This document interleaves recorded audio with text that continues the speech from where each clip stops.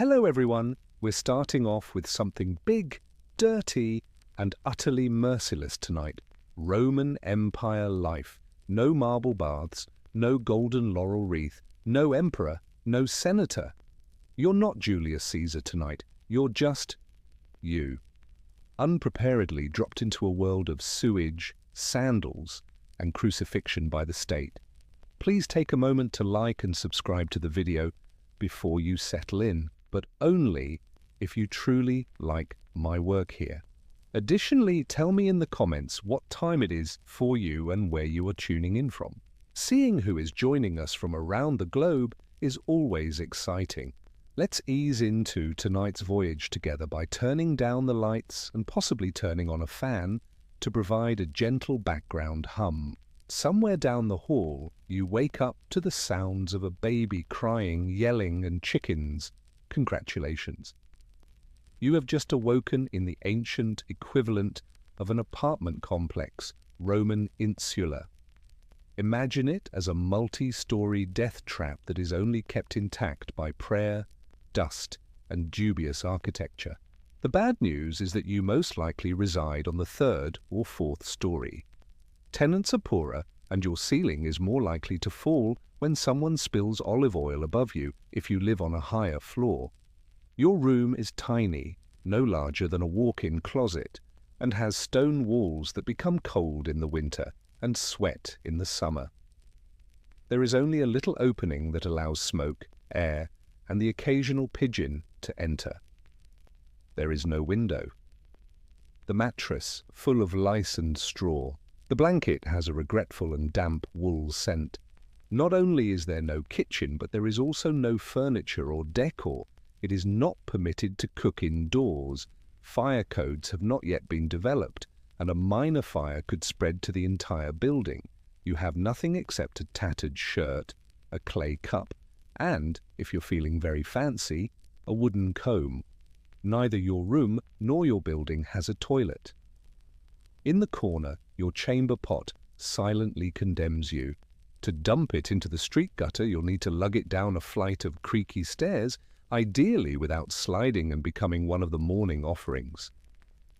Oh, and the paper-thin walls. If you understand me correctly, you hear your neighbor coughing, praying, and arguing with his wife, but sadly, not with her. Smoke, mildew, and the pungent odor of unwashed people fill the air. Downstairs, someone is already making bread, but you're not invited. Prices for fish, guts, and figs are being shouted by the street vendors. A centurion in the distance is yelling commands at a person who is most likely already bleeding. You're itching, sweating, and probably breathing in lead dust from the plumbing before you've even left the house. Greetings from the Roman office. You are just another poor person in a cramped tenement, trying not to fall down the stairs or enrage a city deity before noon, and you still have 23 hours left. You are neither an emperor nor a gladiator. Now that you've made it through the treacherous descent of your insula, it's time to take care of your bladder, which is the second most important issue of the morning. Naturally, your apartment lacks a bathroom, not even a dignified bucket, no flush, no sink.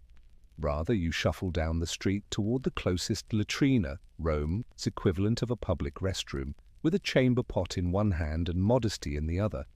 It's a charitable gesture to call it public. Strangers who don't mind making eye contact while going about their business are welcome to join this social club. When you get there, you see a large stone seat with holes in it. A shallow trough beneath the bench is filled with water, just enough to wash away the lower class's collective embarrassment. If you dare, you sit and hope the person sitting next to you doesn't want to talk. Confidentiality? Nothing. Doors? Not at all. It is treated as though it were a town plaza with better acoustics. Squatting, businessmen talk about grain prices. An ex-soldier discusses his sciatica. You are merely trying to avoid looking at the man who is munching olives across from you while maintaining eye contact. The tersorium, the true treat, follows. It's a communal sponge that's stored in a bucket of salt water or vinegar on a stick.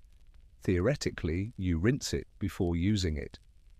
In reality, let's just assume that the sponge has witnessed certain events. Unimaginable stuff. Hesitantly, you wipe and hope the vinegar worked. Perhaps you brought your own rag, if you're feeling fortunate. Maybe some moss, if you're feeling particularly wealthy. However, it's likely that you simply used what everyone else used, and as a result, you now bear the silent shame of communal hygiene. Additionally, if you believe that you may avoid this rite by passing through an alley, you should reconsider. There are rules governing public urination, penalties are actual, and Roman law enforcement is not renowned for its tactful warnings. You wash your hands after finishing. No, you don't. Hold on. Only a rinse from the communal sink, which has seen more fingers than a handshake contest, is available. There is no soap or running water. You feel lighter and a little more lifeless after you exit the latrina. Well, that's Rome, though. And now, if you can call it that, it's time for breakfast. You've completed your morning tasks and avoided getting arrested or falling into a gutter. Amazing. Unless you're Roman, in which case breakfast is more of a courteous formality before labor and misery, it's the most essential meal of the day.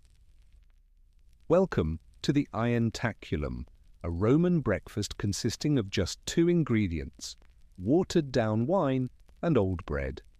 Mostly it's just disappointment, although occasionally there's cheese and olives. The Romans had no coffee, so forget about it. No pancakes, bacon, eggs, and most definitely no oat milk lattes. Breakfast isn't supposed to be filling, it's supposed to keep you alive. Panis rusticus, a rough, chewy lump of grain and grit, is probably what your bread is. It was probably cooked yesterday or the day before. It has the texture of limestone and is sufficiently dense to be considered a weapon. Even the ancient Romans knew that drinking before dawn was not a good idea unless you were a senator, which is why the wine is diluted. You eat this dinner while standing in the street or crouching next to a fountain, with other equally unenthusiastic inhabitants munching on bread like flavorless tree bark because your apartment lacks a kitchen. You've added aromatic misery to your already dreary lunch if you have a little oil or a smear of garum, Rome's renownedly salty fermented fish sauce. You might receive honey or fruit if you're rich, but you're not. You're a typical Roman citizen, just poor enough to feel envious of your neighbor's broken jug of goat milk and wealthy enough to avoid slavery. Sometimes you feel hopeful when you see vendors selling hot chickpea fritters or honeyed pastries, but then you realize your coin purse is emptier than a gladiator's sympathies, so you eat your bread and act like it's cake. This is how the day begins, with carbohydrates, a little dehydration, and the rising realization that you're about to walk 7 miles in Roman sandals while feeling energized from the leftover wine from the previous night and just having stale crumbs in your stomach. Since it's time to leave for work, things don't get any better. It is now time to face the Roman workday after your substantial breakfast of bread and mild dejection. Let's be honest, unless you are a senator, a poet with a sponsor, or one of the fortunate few who inherited land from a deceased uncle who had no heirs, you are working hard at your job.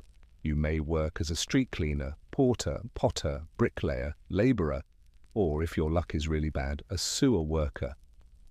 Many things are needed in Rome: baths, temples, aqueducts, and roads, and they must be built by someone, that individual. You are in the sun with your bare hands, wearing sandals that support your arch as much as a damp leaf.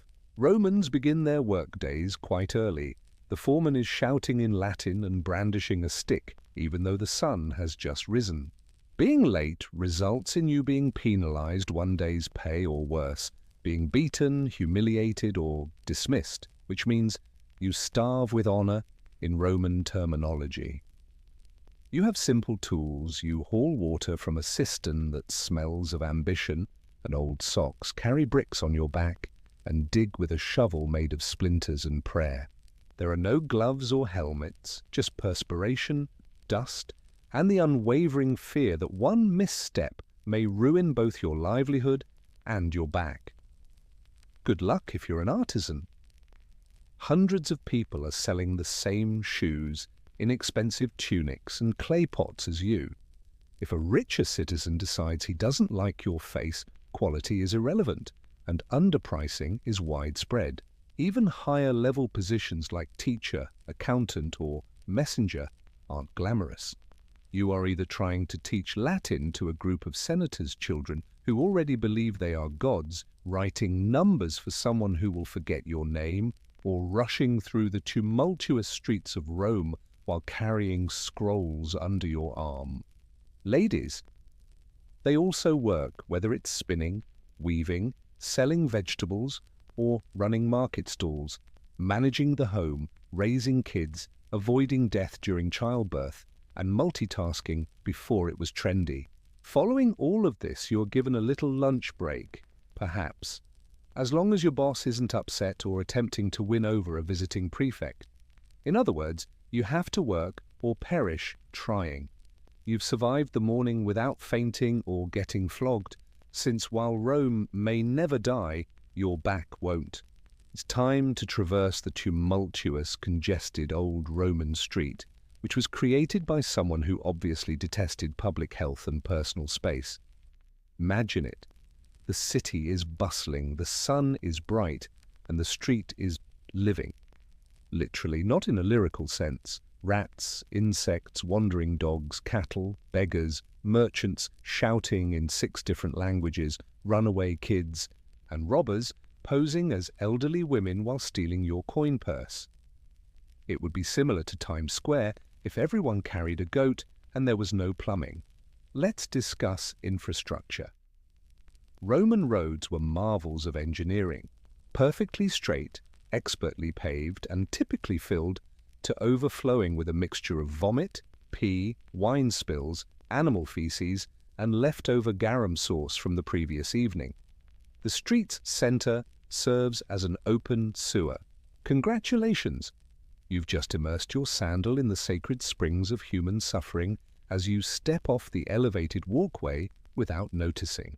There are no crosswalks, no speed limits, and no chill when wagons rattle by. When someone is walking, they don't stop. Like charioteers on a deadline, drivers speed across the city at night without brakes, and in the dark, because Roman law actually forbade large cart traffic during the day. You'll be bumped by elbows, baskets, or a vengeful fisherman yelling about ruined eels if you're not crushed by wheels.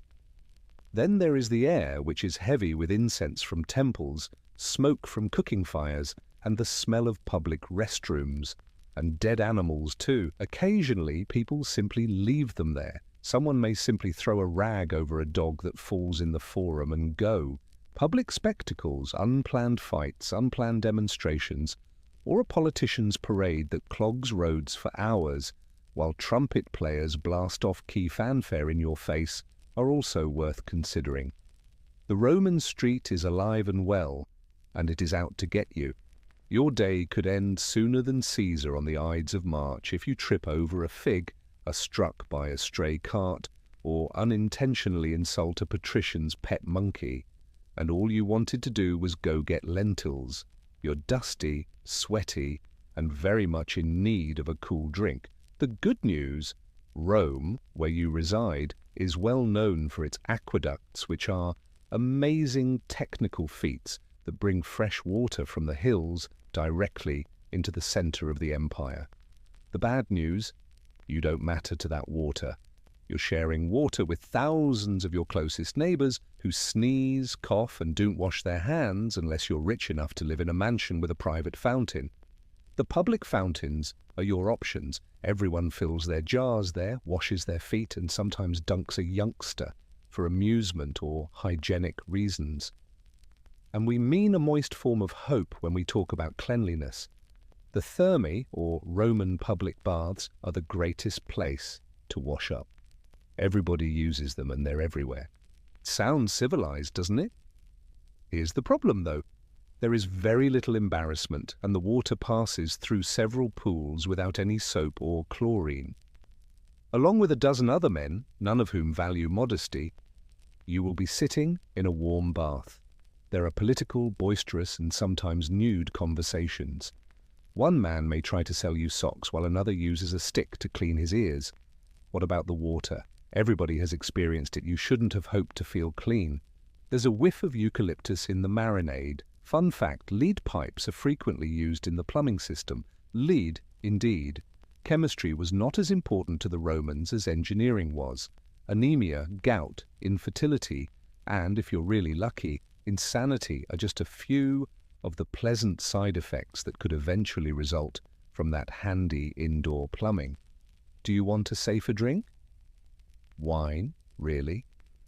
Particularly in the less affluent areas where street runoff and latrine contamination are prevalent, water is regarded with distrust. Therefore, both men and women, as well as children, drink diluted wine throughout the day, because a soft buzz is the best way to endure a collapsing civilization. In other words, Rome introduced water to the city before the majority of the world was aware of what a pipe was. But what about the typical citizen? Every time you rinse, bathe, or drink, you're taking a chance. Have fun with your aqueducts. Simply put, don't believe them. Here in the Roman Empire, suffering is more than just a possibility. It's the soundtrack of your whole existence. Your toe gets stubbed. No ice, no analgesics. You grit your teeth and continue until it falls off or heals incorrectly. Splinter a bone? You try not to breathe too forcefully while wrapping it in a filthy rag. Have a splinter? I wish you luck. It's how infections begin and how you could get sick. Comfort is not very important in Roman civilization. Ergonomic gadgets, comfortable seats, and the idea of taking things easy are all absent. If you work as a laborer, you're lifting bricks while praying and suffering from a hernia. As a soldier, you march 20 miles every day as your feet bleed and your thigh is bitten by a scorpion.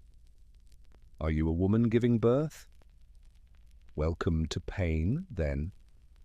Your midwife may be familiar with a chant, that's all. One mistake could turn any portion of your body into an open wound or a warning. The best solutions include homemade ointments, herbal smoking, or just ignoring the issue until it goes away on its own, unless you live next to a temple with a highly devoted priest. Alternately, you end up dead. The concept of anesthesia does not exist. You scream into a slab of wood while having surgery. Shoulder dislocation? Marcus, a man who learned from seeing someone else fail at it, has brought it back in. Dental procedures? Imagine a blacksmith. Imagine your mouth now. The scene is that. And people don't even act as though they care. If you're impoverished or slaves, the best you'll get if you're bleeding out on the side of the road is avoid discoloring the mosaic. Even Roman aristocrats accepted suffering as evidence of virtue. The prevailing philosophy at the time was Stoicism. It was considered heroic to endure discomfort without complaining. You weren't only in pain if you sobbed over a broken arm. You lacked strength. Silently suffering, real Romans later write poetry about it. Pain is therefore always a possibility, and it typically strikes without warning, without a cure, and most surely without compassion. Having said that, let's examine what occurs when you visit a Roman physician after injuring oneself. Maybe you attempted shaving with a bronze blade, and now your chin looks like a gladiator training field, or perhaps it was the infected blister from yesterday's job. In any case, it's time to get medical help, which in ancient Rome meant more about surviving the attempt than it did about healing. Let's start with the fundamentals. Greek philosophy, mystical guessing, and a surprising quantity of leaves are all mixed together in Roman medicine. The central conviction. There are 4 humours that govern the body: phlegm, black bile, yellow bile, and blood. Do you feel strange? There is one that is unbalanced. The answer? empty a container. Therefore, your doctor, who might or might not be your barber, grabs for a knife or leeches right away, because the default remedy for everything from moral flaws to migraines is bloodletting. Do you cough? Let's get a vein open, feeling down. We'll simply take some of the sorrow off your arm. Surgery, yes, it does exist. Scalpels, forceps, and even bone drills were available to Roman doctors. Anesthetics were what they lacked. As a man in a filthy toga digs into your flesh with the assurance of someone who has seen a scroll about it, you remain cognizant during the entire process, holding on to the edge of a wooden table. Antiseptics? Not a thing at all. They may use vinegar or wine to clean wounds, which is beneficial but also burns like divine retribution. One frequent side effect is infection. Death is the same. Prescriptions differ greatly. Honey, garlic, crushed beetles, or a plaster of herbs, ash, and certain kinds of animal excrement may be administered to you. It is suggested that you sleep in a temple, offer prayers to Asclepius, and trust that divine dreams would bring about your recovery if circumstances worsen.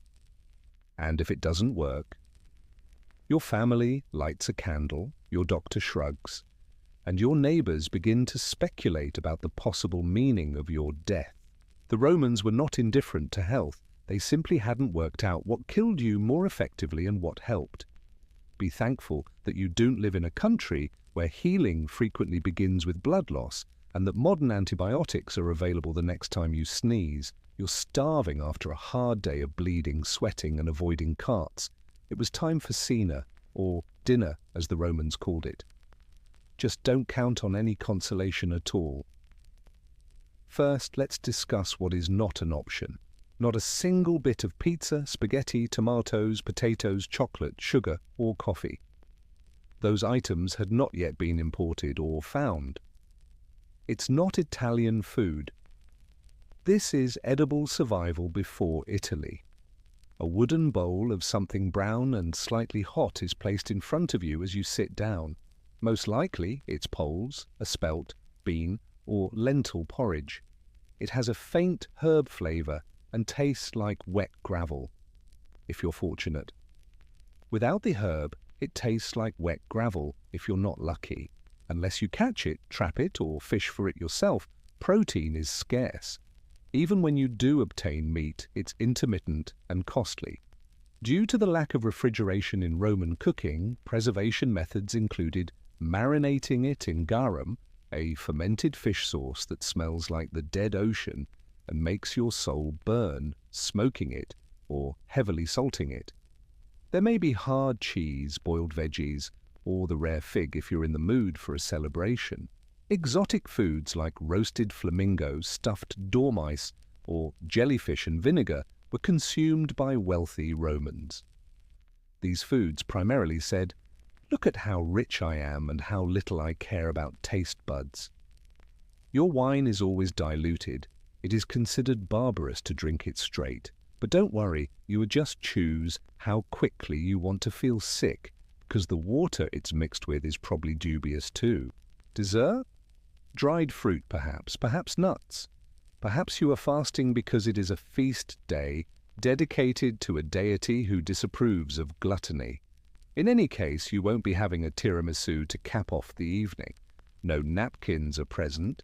You either use your tunic and act as though it's clean, or you wipe your hands with a cloth that 10 other people share. By the conclusion of the meal, your breath smells of wine, garlic, and a hint of sorrow, and your stomach is full but restless. At least you're fed, though. All you have to do now is make it through the nightlife in Rome, which isn't a leisurely walk, I assure you. You may want a little relaxation after a long day of filth, labor, and fish sauce, something to distract you from the open sewer outside and your dilapidated dwelling. Well, there's good news. Rome is a city full of entertainment options. Bad news? For the most part, it is terrifying. First, let's talk about the major event, the Colosseum, the location of your soul's silent demise and the pinnacle of Roman engineering. Here, People congregate to see men stab one another for amusement, watch untamed animals eat criminals, and occasionally, if the emperor is feeling very dramatic, watch complete naval battles reenacted with actual water and drowning. Attendance is free, which seems nice until you realize that the state is using it as a distraction as the Senate stealthily annexes Armenia and boosts taxes.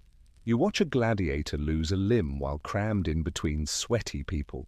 Blood, sand, and the occasional flamboyant public execution are all present. You're clapping. You don't know why. Do you feel a bit sensitive? Do you like the theatre? See a Roman drama at the amphitheatre, perhaps a farce so obscene that the joke includes someone feigning to violate Jupiter with a sausage, or a tragedy written in Latin that you hardly comprehend. Romans are not known for their subtlety. Try the Circus Maximus if you're in the mood for something athletic. Chariot races are exciting, quick, and frequently deadly. There is a lot of shouting, no helmets, and no guardrails. The audience enjoys the inevitable and dramatic crashes. They are present for the betting and the violence. If you're not prepared to fight your way home, don't support the wrong team. Acrobats, musicians, con artists, fire breathers, street entertainers, and the occasional philosophical tirade from a barefoot man with nothing to lose are also common. Wait 5 minutes if the show doesn't appeal to you. Someone or something else will begin to yell. But there's a weird, magnificent lunacy at the heart of it all. Rome did more than merely divert its citizens. They were so enchanted by it that they forgot how cruel everyday existence was. It turned spectacle into a weapon, and there's always more wine if that doesn't make you feel numb enough. Let's now stroll around justice. Roman fashion. Warning. It isn't consoling. For applause, you've made it. Through dinner, work, and a gladiator being impaled. You may believe that you are now safe, that you will be protected by the law as long as you keep your head down. Yes, that's very cute. Rome reminds us that the law does not protect. Reminds you that mercy is a luxury only emperor statues have, and that you are little and interchangeable. First, legal standing is important. You have rights if you are a citizen, theoretically, unless someone in a position of authority becomes very irritated and you are given a fair trial. You cannot be publicly flogged. Justice is served by a fist, a branding iron, or a speedy execution outside the city gates if you are not a citizen. Slaves? They belong to the property. To convey a message, all slaves in the household could be put to death if a slave kills their owner, even if the master deserved it. That message, don't even consider it. Don't expect a civil conversation with a lawyer if you've been charged with a crime. Trials are performed in public. The more affluent group brings bribes, witnesses, and grandiose displays. You bring a sinking sensation and your tunic. It could help if you cry when you're supposed to. Pray to Jupiter and hope the magistrate isn't drunk if you don't have any patrons. The purpose of punishments is to deter as well as to cause pain. The hands of thieves may be shattered or they may be branded. Those who lie risk having their tongues pierced. Is it fraud? Flogging in public, or if you're lucky, exile. Additionally, there is no jail term for insulting the emperor. It's typically created death. Public punishment, preferably in front of an audience that cheered more than they did for the morning's execution, is necessary for some crimes.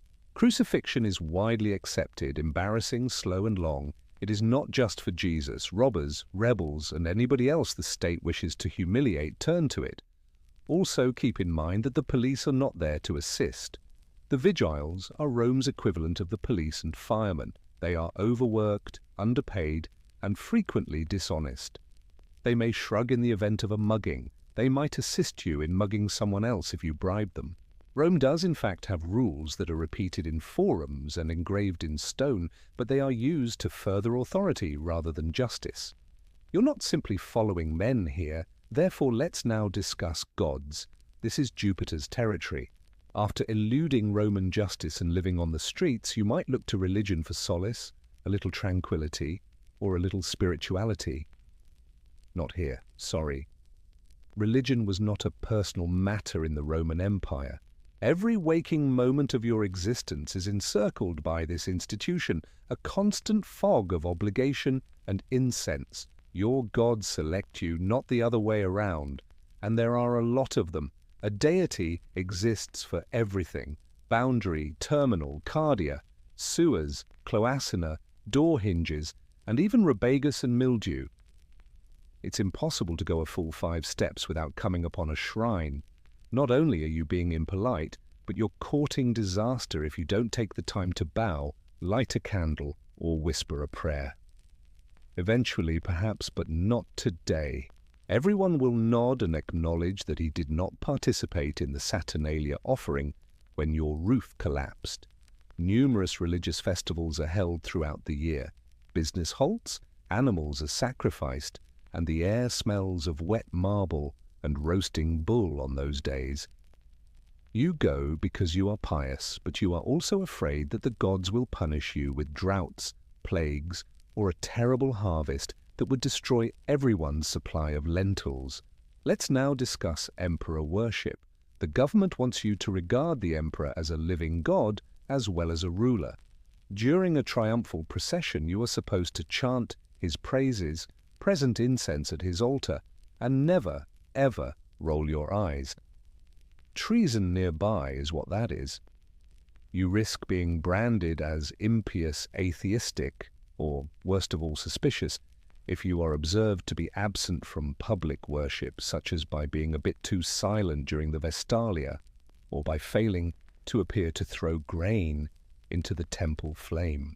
In Rome, suspicion is like blood in a shark-infested sea. Additionally, unless authorized, you'd better keep your membership in a foreign cult a secret. Unknown gods are disliked by the state unless they bring new troops, wine, or taxes. Roman religion is based on ceremony rather than belief. You only need to do it right, on time, and in public. You don't need to feel it. And when you sacrifice that goat, you had better be smiling. In reference to social performance, the following chapter will discuss how to ascend the greased pole of Roman ambition. You've averted a lawsuit, bowed to the gods, and escaped a public bath without getting a legendary illness. The social order, however, is the most taxing aspect of Roman life. Every phrase, gesture, and sandal strap placement might make or break you in this cruel, precisely calibrated machine. Roman civilization is like a ladder, except it's coated with daggers and covered in oil. Senators, old money, purple-striped togas, and landowners with so much land that it has its own postal code are at the top. The affluent business class and equestrians are beneath them. Then the struggling middle and lower classes, the plebeians like you, arrive. Below that were foreigners, slaves, freedmen, and the man who inadvertently, unintentionally insulted an Augustus statue. Do you want to advance? Patrons are influential people who defend you in return for errands, favors, and the occasional vote, as well as lifelong allegiance. It's like having a landlord, godfather, and boss, all combined into one amiably patronizing bundle. As part of the salutation, you go to your patron's house every morning. Waiting in line with other customers, you compliment his hairdo and perhaps his son's toga before pleading for a favor, typically cash, food, or a referral. He throws you a penny and lets you carry his trash through the forum, if you're lucky. You're linked now, congrats. Every action you take is observed and evaluated. You need to wash your clothes, clean, yet not trendy. Your discourse needs to be appropriate. Your companions, chosen with care. And don't be ambitious in anything you do. People get anxious about that. Others will plot to bring you down, either literally or socially if you ascend too swiftly. Warfare is networking. Rumor is money. Your career might end if you make the wrong remark at a dinner. Your entire family can be saved by the perfect marriage. However, you should play it cautiously. Poets are the ones who should love. For alliances and access to estates, the rest of Rome marries. Don't get too comfy, even if you reach a high altitude. It all ends with one poor harvest, one right that is missed, and one envious rival. The dagger won't even be audible to you. The sun is now lowering. Surely at night everything settles down, not in Rome. As the sun sets behind Rome's rooftops, you briefly consider the possibility that you can finally get some slumber. However, there was no tranquility in the Roman Empire at night time. There is a change in tone, from raucous and disorderly to gloomy and downright deadly. Let's start by discussing illumination, not at all. To navigate the maze-like streets of the city, most people rely on moonlit memory and blind hope, unless they are wealthy enough to burn oil lamps all night, which very few do. No one is assisting you if you slip and fall. They may even steal your sneakers. Rome's official night watchmen, the vigiles, are tasked with policing the streets, putting out fires, and preventing criminal activity. In reality, they are overworked, underpaid, and frequently more content to take naps than do heroic duties.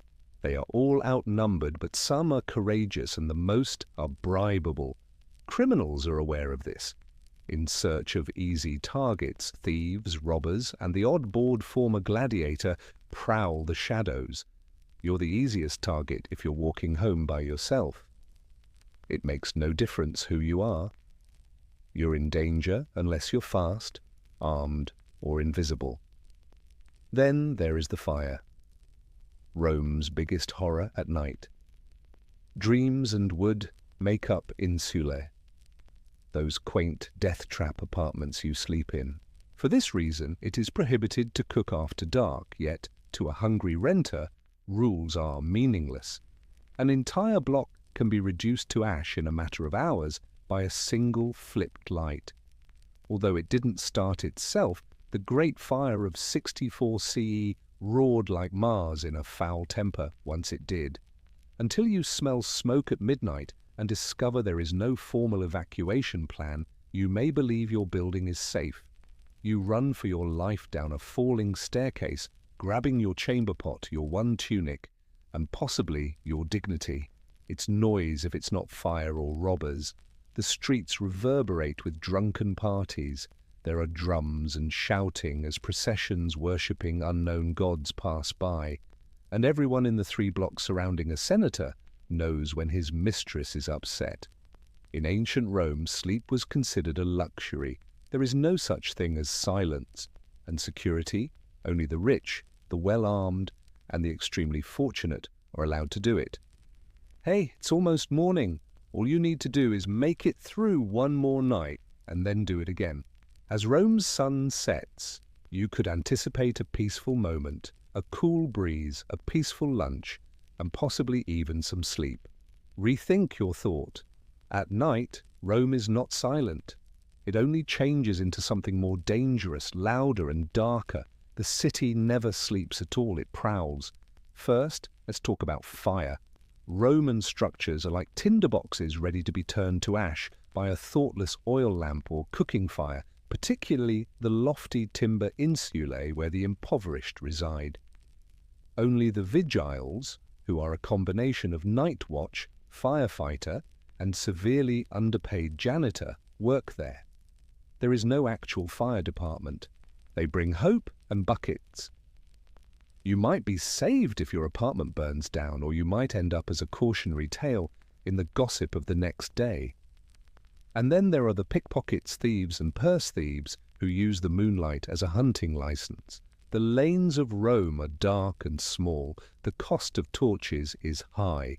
You're walking by feel, instinct, and ideally not alone if you have to go after dark. Nothing shiny should be carried. Avoid looking directly at them. Avoid getting caught in the middle of a drunken gladiator duel over a lost sandal at all costs. In relation to intoxication, the city's nightlife is flourishing. Cheap wine, loud music, and men yelling crappy poetry about Mars and ladies, they'll never impress filled taverns. Dice games end in bloodshed, fights break out, and occasionally a vengeful lord would have a slave beat someone in the street to exact revenge. You pretend you didn't notice anything while hiding in the shadows. Good luck if you're a woman strolling alone. After midnight, unchaperoned females are not treated well in Rome. The desperate, the irresponsible, and the dangerously bored are the ones who live on the streets. Sleeping is not much better. Your insula makes a creaking noise as if it were going to collapse. The walls are crawling with rats. Your neighbor has a dying goat cough. Someone is screaming nearby, possibly out of passion, murder, or both. You pray to Mercury for silence while pressing your face against a sweaty pillow. But in Rome, stillness is non-existent. Not for you, because it's noisy in the dark, and you'll have to repeat the entire process at dawn. Public restrooms, chariot traffic, gladiator blood, lead poisoning, leeches, religious festivals, blazing rooftops, half-cooked lentils steeped in fermented fish sauce, and a collapsing insula were all things you had to endure. You worshipped unknowable gods, followed unprotective rules, and slept through rioting, vermin, and the occasional public beheading. The communal sponge has left you filthy, exhausted, potentially diseased, and emotionally damaged. And only one day has passed. Would you tolerate another? To be honest, you wouldn't. With our 5-minute delivery windows, air conditioning, and antibiotics, the majority of modern humans would be exhausted by midday. Before the second round of garum, you would give up. Nevertheless, the Romans did it.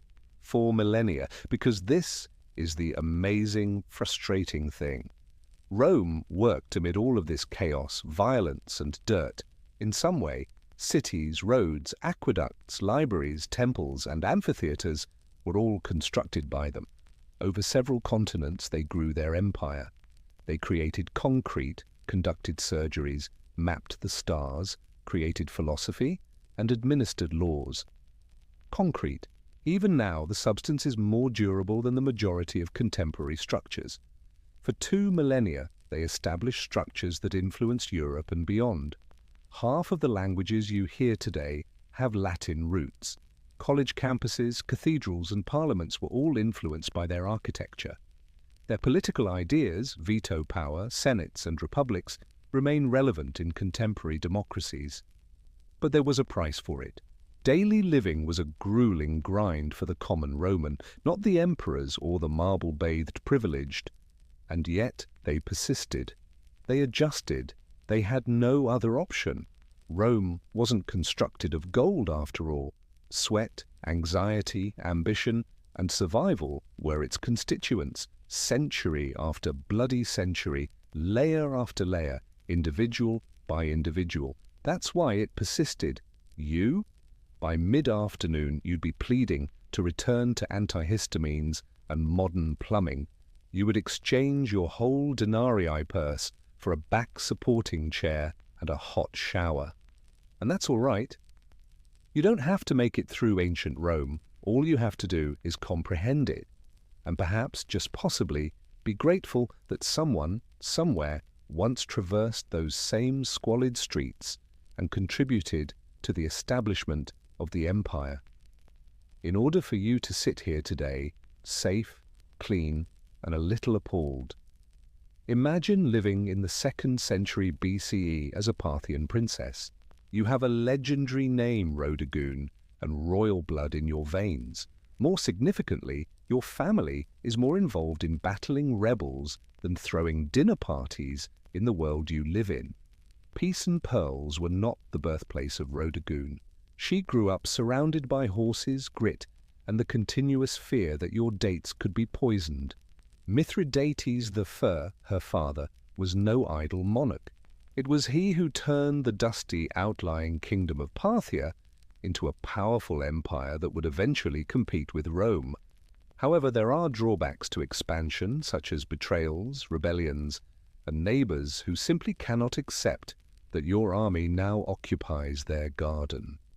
Rhodogoon would have grown up as a young woman, witnessing commanders make maps in the sand, envoys quarrel, and palace scribes trying to figure out who was faithful this week. She received training in more than only silk and ceremony. In addition to learning how to wear armor that didn't interfere with her earrings, she also acquired statecraft and command presence.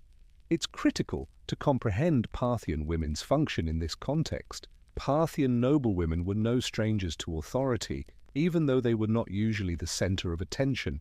Others planned dynastic alliances, some ruled cities, and some, like Rhodagoon, were legendary for their victories more than their spouses.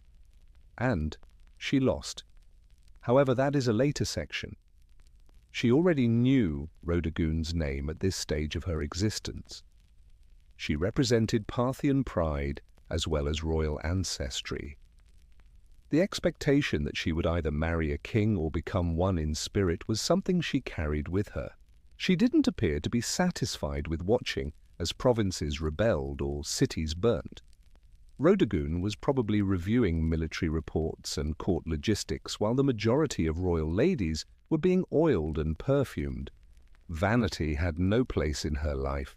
As luck would have it, she would eventually swear to refrain from shampooing her hair until a rebellion was put down. Beware of spoilers. It was a long time. But before we reach that moment of the dusty crown, we must know what kind of revolt would dare to incite a princess who would rather command armies than don riches. Despite its impressive appearance on a map, the Parthian Empire was more duct tape than marble. Marriages, pledges, and the occasional sword placed firmly against someone's neck held it together as it stretched from the Persian Gulf to the borders of Mesopotamia and beyond. It was therefore not entirely unexpected when a rebellion sprang out in the western provinces, most likely in Media or Babylonia. The bravery of the insurgents was unexpected. These were more than simply irate tax evaders. These were full-fledged nobles and city leaders who were upset with the central authority. They may have been given more confidence by the lack of a male royal enforcer or by their youth. They didn't simply lose their temper. In essence, they ordered the crown to go polish its own sandals, captured strongholds, and silenced Parthian emissaries. In a normal situation, the king would have sent a cousin or a general who was too ambitious and too dim-witted. However, these were not typical situations. Rhodagoon herself assumed leadership for reasons that historians are still debating, such as timing, logistics, or pure royal defiance. I'll approve the combat plans in a way that goes beyond abstract approval. Rather, she mounted a horse, put on armor, and made a public promise that would go down in history. Until the uprising was put down, she refused to wash, comb, or do anything else with her hair. It was audacious, it was dramatic. To be honest, it was a nightmare for stylists working in the court. Despite how dramatic it seems, that commitment wasn't made out of vanity. It was a proclamation, a visual representation that linked her individual honor to the empire's destiny. "This isn't over until we win," she would always remind people when they saw her matted, dust-caked hair. And it was successful. The troops came together. The soldiers saw more than just a princess. They witnessed a commander who was allowing the battle to practically erode her beauty.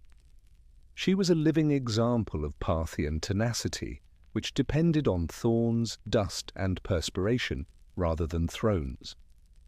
The rebels, meanwhile, most likely couldn't decide whether to panic or laugh. A general, possibly a diplomat, was what they had anticipated. Instead, they were met with an angry, dirty woman who had no time for conditioner and was galloping directly at their gates with steel in her eyes. Worse, she had business in mind. Rhodagoon wasn't surrounded by rose petals or a sumptuous court procession when she left the capital. Cavalry, courage, and the weight of an empire that needed its rebels, crushed like an overripe fig, accompanied her. She also had the appropriate appearance. No trace of courtly delicacy remained. Her infamously disheveled hair started to grow out of control and hang like a banner of resolute, war-torn will. She used her attractiveness as a weapon in a society that is fixated on appearances. The campaign was slow. This was not a single siege that could be broken with a battering ram and a bribe. The rebel cities were self-assured and well defended. Instead of a battle-hardened woman riding through the dust with fire in her eyes, they had anticipated hesitancy from the central power. Rhodagoon, however, remained steadfast. Perhaps more than many of the men who had led before her, she had keen military instincts. She used hit-and-run raids, mobility, pretended retreats, and traditional Parthian tactics. One day her men will emerge from an unexpected flank, disappear like smoke, and then reappear at the edge of a city controlled by rebels. According to reports, her men respected her as a tactician as much as a symbol. Behind the lines, she didn't ride. She stood in front, anger beneath her helmet and dirt under her fingernails. Her hair also grew longer as the weeks went by. By the third month, the threads are supposed to have started to knot into ropes that were infused with perspiration, dust, and the murmurs of prayers from the battlefield. However, that just increased her men's respect for her and her adversaries' fear of her. Not because she was a magician, but because no noblewoman should be fighting in the field and refusing to take a bath. The rebels dubbed her the Witch Queen. There must be something strange going on, they thought. But it was just pure, uncompromising discipline. There was nothing miraculous about it. The legend grew more quickly than the insurrection by the time her army besieged the last rebel stronghold. The soldiers joked in tents and taverns that the adversary was more scared of Rhodagon never washing again than they were about Parthian swords. In actuality, they weren't wholly incorrect. Ahead loomed the last bastion of the revolt, a walled city that the rebel leaders had dug in like ticks on a dog and was said to be impregnable. The parapets were lined with archers, the gates were reinforced with the smug certainty that only traitors have, and supplies had been stored. They thought they might outlive Rhodagon. A huge error. Her appearance was legendary by this point. Word had gotten out into enemy territories as well as around the empire. They said that the woman who refuses to wash had come. Some claimed she hadn't slept for weeks, while others reported her hair had turned to iron. Like siege ladders, the myths stacked high. Rhodagon, however, was not a myth. She had strategies, and she was real. She chose to impose a slow, grueling siege, cut off trade lines, intercept messengers, and poison wells rather than launch a rash attack. The rebels were starved, despite their preparations for a sword fight. She turned time itself as a weapon, allowing her adversaries to decay from the inside out. While all of this was going on, she and her soldiers were stationed outside the city, just another commander behind the canvas tents. She gave them lukewarm wine and rough bread. Even though she led patrols and examined their equipment, she consistently refused to even touch a comb. The commitment had become sacrosanct to her warriors. Even in humor, no one ventured to propose she break it. It was now a living example of Parthian pride and a reminder that their hardships were not in vain. Each twisted thread served as a reminder. This battle is still ongoing. Morale collapsed within the insurgent city. By waiting, they had hoped to discourage the adversary. They were the ones who started to wither instead. They started arguing with their own superiors. There was not enough food. Like fissures in stone, rumors of desertion spread. Then the tipping point arrived. One of Rhodagoon's scouts discovered a small gate that had been left unprotected for almost an hour, either due to sabotage or exhaustion. Her soldiers crept in and unlocked the main gates from inside that night, when it was still dark and windy. By sunrise the city was hers, and Rhodagoon stood atop the battlements, unbathed, victorious, and completely fearsome, his face stained with ash and sweat. There were no parades or horns to announce victory. water was used to declare it. Rhodagoon stood in front of her army wearing the same combat uniform she had worn since the start of the campaign, rather than her royal robes, following months of dust, conflict, and unrelenting pursuit. Her hair, her wild, matted, dirty hair, now flowed down her back like a lion's mane made of wire and legend. Her face was lined with sun and strain. Her armor had dents from rebel blades. However, she had succeeded. Now that her commitment was complete, she could finally do what no one in the Empire had dared try to rush: wash her hair. Every rebel city had fallen, every oathbreaker had been brought low. Tradition, and later oral history sources, state that Rhodagoon called her slaves to a public courtyard rather than a gilded room.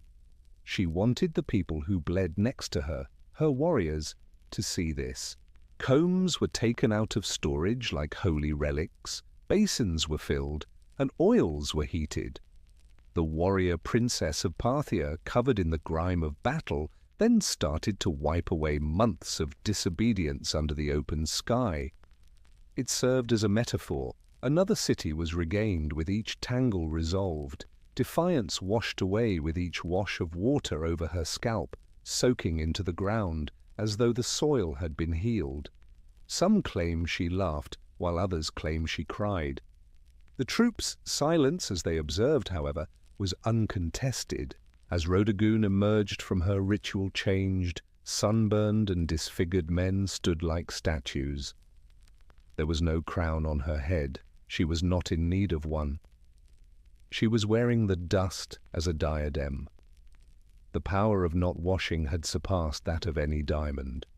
And in that instant Parthia possessed a symbol in addition to a princess. She had the option to triumphantly return to court, let the scribes write laudatory odes, and let the nobility swoon over her. She took her time returning to luxury, though. She continued to stay with her troops. She joined them for dinner. She paid attention to them. She didn't want her legend to be fashioned in gold, even though she was aware that it had only just begun. She desired it to be etched in her memory. Rhodagoon might have rode directly to the capital with flags, fanfare, and enough propaganda to last a century after the hair-washing that turned into an event that would live on in history. However, she didn't.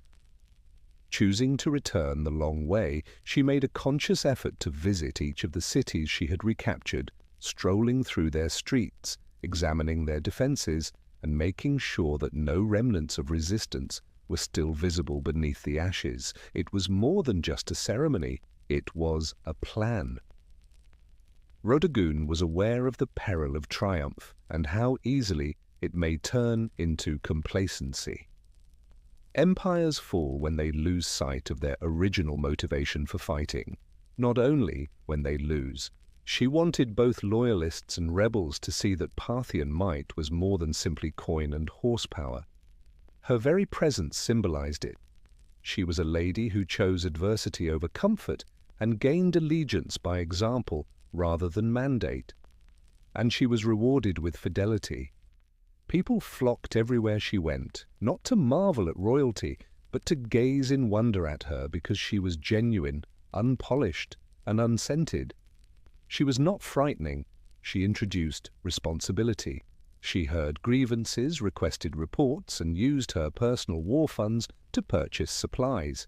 Cities that remained faithful were rewarded by her, and those that repented were given clemency, but only with extreme caution. Her homecoming was already legendary by the time she arrived at the royal court. Writers hurried to document her story. Artists debated whether to depict her as radiant and reborn or wild-haired and battle-worn. Ministers discussed the ramifications in whispers. With the allegiance of half the provinces in her grasp, a woman is now at the center of Parthian authority, leading troops and upholding oaths. This was the problem.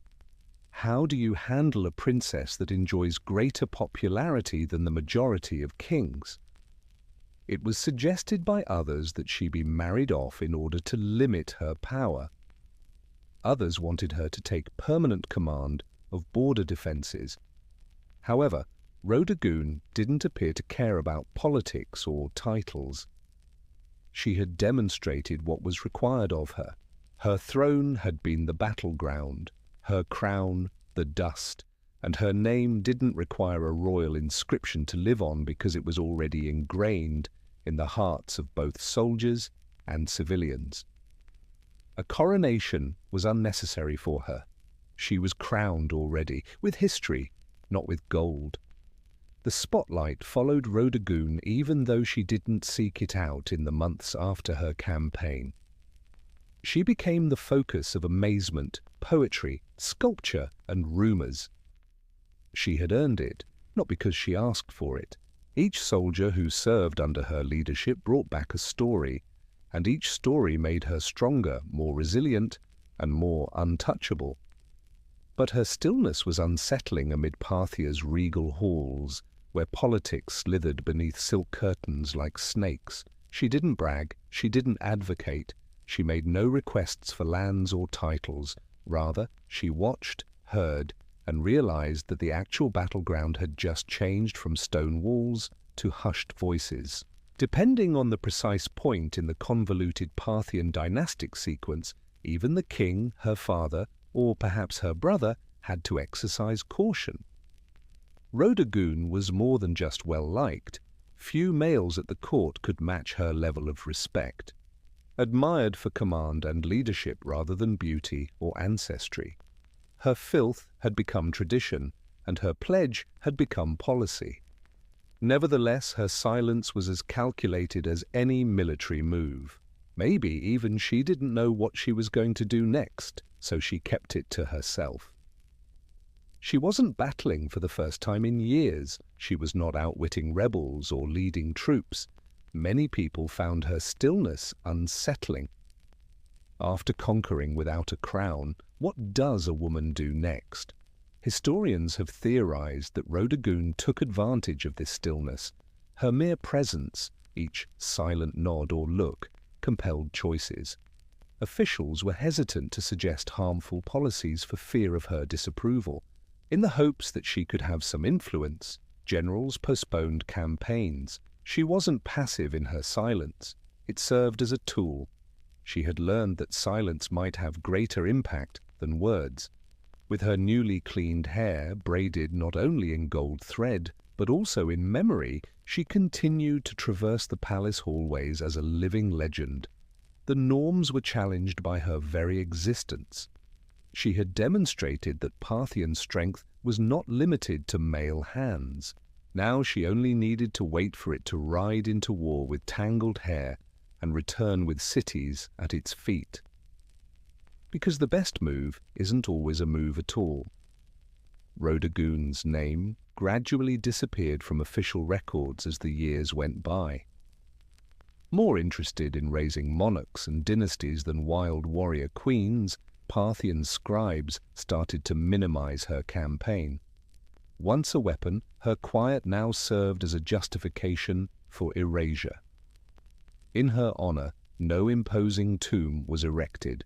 Not a single state-commissioned epic poem included her face on gilded scrolls. That's the problem with real legend, though. It can live without authorization. Her name remained a whispered enchantment in the villages she spared, and in the outposts where her troops had marched.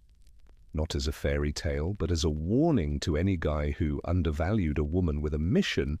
Mothers told their daughters stories about her. Her methods were recounted by soldiers as though they were holy texts, as well as rebels. Indeed, they continued to talk of her decades later, with her hair flying like war banners, as though she could rise from the grave. Someone who defies every convention and still succeeds has a deeply unnerving quality. Rhoda Goon wasn't satisfied with being a court decoration. She didn't paint birds, play the flute, or master the art of being silently ignored. Like a comet, she blazed through her time and then disappeared as swiftly. What happened to her has been disputed by historians. Some people think she gave up public life because she preferred serenity to politics. Others believe she continued to serve as a covert counselor, influencing Parthian tactics while remaining anonymous. Some romantics say she vanished into mythology after riding out one last time to resolve a border dispute. Never denied, never confirmed. However, one thing is for sure. Her legacy persisted among the people, where it was most important. Despite not donning the crown, she ruled in a manner that no diadem could. She changed the definition of loyalty. She demonstrated how a commitment, even one as odd as not combing your hair, could be just as enforceable as a royal proclamation, and far more motivating. The dust of Parthia still remembers her, even though history books may only mention her in passing, because all it takes to be immortal is to win and keep your word, not a marble statue. The narrative of Rhodagoon is still a conundrum centuries after her passing. It is well known in whispers, but difficult to write down. No regal mausoleum extols her virtues in carved stone, and no tall monument resembles her. However, she lives on in the collective memory of people who value defiance, perseverance, and fierce moral conviction. Not in the manner of monarchs, but rather in the manner of natural forces. She didn't have to sign important treaties or conquer other countries. She overcame her expectations. Rhodagoon tore down the curtain and marched out barefoot, helmet in hand, in a society where women were expected to wait behind curtains while men spilled blood in their name. She didn't request an order, she accepted it. Furthermore, the empire remained intact. It came next. More significantly, she imparted knowledge to her people that no decree could impose. Fear is not the source of that commitment. It results from witnessing your leaders suffering at your side, from observing their decision to prioritize discipline over ease, from witnessing them fulfill a pledge for a longer period of time than anyone anticipated. She was not flawless. There isn't a legend. However, the very reason her story endures is because it was unpolished and untidy. It was as honest, messy, and knotted as her hair on that last day of triumph. There was dignity in such filth. A vision of leadership that was more powerful than any title was contained in that commitment. Her warriors did not perceive a princess when they gazed upon her. They saw someone who had more faith in the battle than in herself, and history was unable to completely remove that aspect. Her name reappears in moments of defiance even now, long after Parthia has fallen apart, and her cities have been reduced to sand. Artists bring her back to life. Her footprints are sought after by writers, a promise to keep washing until you win. For those who have had to fight their way through injustice, it makes perfect sense, even though it may seem ridiculous to others. Glamour was never Rhodagoon's thing.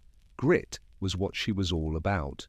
Ultimately, she was crowned with dust rather than gold. Dust. The very item she wore as a badge of honor is the same stuff that rulers attempt to avoid in death. Kings disregarded her, chroniclers dismissed her, but the dust remembered her. And legends really do reside there, in dirt, not in stone. Tamiris was merely a daughter of the wind, born to the untamed vast steppe before empires fought and blood drenched the sand, before rulers shuddered at her name. Her homeland wasn't resonating with philosophy or adorned with marble. It was wide, free, and merciless. This was the Massagetes' world. Their lives were molded by conflict, honor, and survival, and they were fierce nomadic horse archers who rode like plains spirits. Although we don't know much about Tamiris's early years, we can picture their cadence.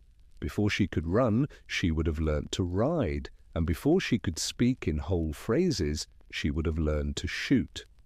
Girls were neither cloaked by silence nor imprisoned in tents among the Massagetes. They grew up with iron in their blood, rode with the warriors, and trained alongside the boys. One has to bleed to lead, and Tomyris bled for her people even as a young woman. Her people lived off their herds, venerated the sun and the sky, and interred their dead with weapons so they would be prepared for combat in the hereafter. They were proud, yet they lacked cities and golden temples, and they used arrows rather than prayers to confront their adversaries when they came near. Tomyris may have been the tribe's first leader, although she most likely assumed authority when her spouse passed away. What is certain, though, is that she did not inherit leadership when the time came. She grabbed it. Tomyris led an army during a period when the majority of women were viewed as property. She dared to speak as an equal, bargained with rulers, and forced them to listen if they didn't. She was not just a monarch. She was Shahmat, the checkmate of the steppe, a leather and bronze army commander who would soon have to contend with the world's biggest empire. However, power never comes without consequences, particularly for women. Whispers increased in volume as Tomyris established her power. A king stood guard over the mountains to the south. Cyrus the Great was his name, and he desired more. The scene was prepared. The wind in the steppes howled. Tomyris, a warrior's daughter, will soon become a legend. Far to the south, a different form of power, one that was organized, imperial, and unrelenting, was emerging, while Tomyris ruled over the wide steppes. The Achaemenid Empire's founder, Cyrus the Great, had already subjugated Babylon in the south and Lydia in the west. Languages changed every few days as his flag soared over towns, mountains, and deserts. Cyrus wasn't finished, though. He built empires, and all builders eventually looked to the future. The Massaget were an opportunity disguised as a threat to Cyrus. They possessed the northeastern frontier, which gave them access to important territories, resources, and trading routes, but they lacked cities and gold. More significantly, the Massaget possessed pride, which no power could afford to overlook. Furthermore, Cyrus believed that pride may be distorted or shattered. However, Cyrus was also aware that sometimes the wisest course of action wasn't to use force. He was known for his shrewdness, tact, and cunning deception. He thus chose a new strategy, one that had been employed by monarchs before him, to eliminate dangers without spilling a single drop of blood. He made a marriage proposal. Cyrus dispatched envoys to Timaeus proposing an alliance by marriage, according to ancient sources, most notably Herodotus. The powerful king of Persia and the warrior queen of the Massaget were a regal match on paper. Timaeus, however, was not a fool. She saw the proposition for what it was, a premeditated attempt to take her people without resistance, not an offer of love or a partnership. The fact that she refused was not well received in Persepolis's corridors. Cyrus switched to his favorite language, war, after the diplomatic games were ended. He gave the command for his army to cross the Araxes River, which was the natural border between the Massaget and Persia. What Timaeus refused to give, he was going to take. However, Timaeus was already getting ready. She was familiar with the area. She was aware that her people battled fiercely and quickly while mounted. Above all, she was aware that Cyrus was not merely seeking territory. A woman who ventured to say no would be crushed by him. Unaware of the rage he had just sparked on the steppe, the most powerful king in the world had declared war. The seasoned conqueror and great thinker Cyrus the Great thought he could outsmart Timaeus. He had defeated nations, smashed cities, and battled kings. He saw the Massaget as little more than untamed nomads without cities to protect and swift horses.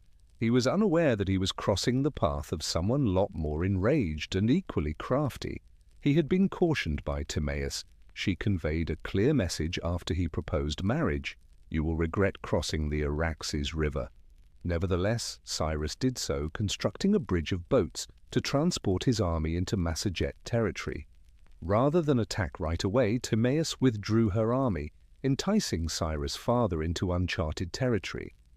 An abandoned camp was discovered by the Persians, fully supplied with food, and more crucially, wine, a luxury that the nomadic Massaget seldom enjoyed. Cyrus may have believed the enemies had panicked and run away when he fell for the baited trap. He placed some of his troops under the leadership of a trustworthy officer, General Harpagus, within the camp. They fell on the inebriated and unprepared Persians with lethal accuracy as the Massaget reappeared in the darkness. It was a quick and vicious struggle. Spagapizes, a Massaget chieftain, and the son of Timaeus was among the dead. Reports on what transpired next vary. Some claim that after being captured alive, Spagapizes asked to die and committed suicide. Everyone agrees, yet some say he was slain in the conflict. Something inside Timaeus cracked and then turned to steel when the news reached her. Her anger became legendary, but her sadness was volcanic. She messaged Cyrus once more. This one was a commitment, not a warning. She remarked, "I promise I will give you your fill, even though you may be a glutton for blood." She vowed that her retaliation would not be peaceful, and that the ground would be covered in Persian blood. Cyrus had invaded her territory and abducted her son. He would now see the mother of a warrior who had been killed, the last face he would ever see, rather than the queen of the Massageti. The next conflict would be an execution rather than a fight. Like a sharp, blinding blade, the sun rose across the fields. As the leader of her army, Timaeus was more than just a queen. She was a storm personified. The nomadic lifestyle had hardened her warriors, who painted their faces with anger and ash. This was about blood, not politics anymore. Despite his strength, Cyrus had misjudged the Massaget. He thought they would battle like the tribes he had previously subdued, chaotic, ill-coordinated, and easily defeated. However, Timaeus had been surrounded by fighters her entire childhood. She knew how to hit, not carelessly, but precisely. This time she wasn't holding back as she mobilized her men for a full-scale attack on the Persian invaders. Due to the steppe's immense size, the site of the last fight has been lost to history. What is evident, though, is that Timaeus counterattacked fiercely. Like a wave of blades, her cavalry surged across the plains. They battled like people who had nothing left to lose, closing in with axes and firing arrows from horseback. The disciplined, seasoned, and battle-hardened Persians weren't prepared for this degree of coordinated rage. Timaeus fought alongside her soldiers rather than merely leading them. Her warriors were stoked like wildfire by her presence on the battlefield.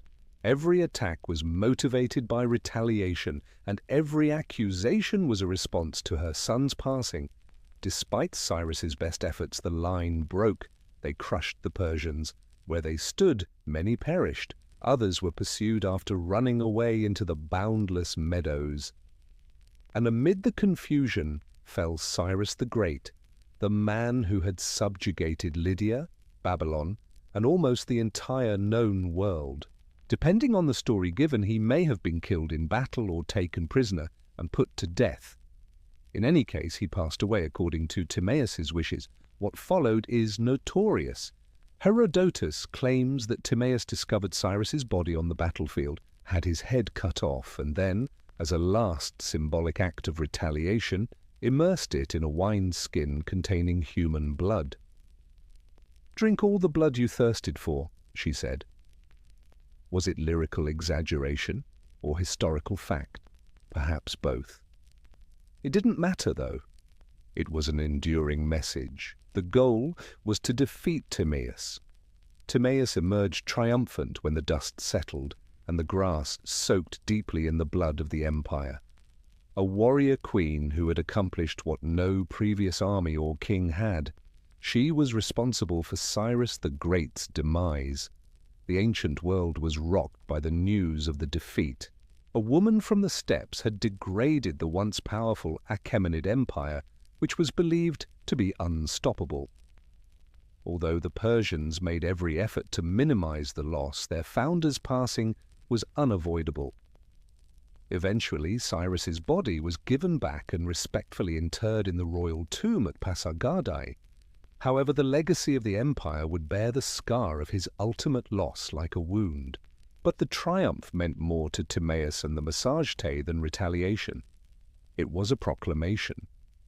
They had defended their sovereignty with honor as well as with guns. Timaeus had not only survived, but had succeeded after defying the most powerful ruler in the planet. She thereafter disappeared from the annals of history. There are no surviving documents that describe her final years, her passing, or any successors she might have named. It seems as though Timaeus just rode back into the afterlife after exacting her revenge.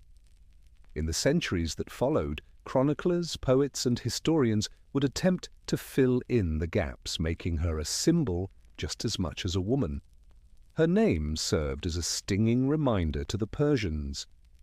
She was seen by the Greeks as a contradiction, a barbarian who exhibited more dignity than many monarchs. Timaeus, a spectral queen who rides through the steppe with a sword that remembers, is a legendary figure to the peoples of Central Asia. Her legacy would serve as the basis for innumerable cultural representations. She was shown wearing royal armor in medieval books. She was depicted as towering over Cyrus's corpse in Renaissance paintings. Whether she was a mother avenger, a wild queen, a lesson in hubris, or a symbol of feminine power, she became what people needed in every age. One fact, however, breaks through the myth. History was altered by her. There was no throne passed down to Timaeus. In rage and fire, she fashioned it.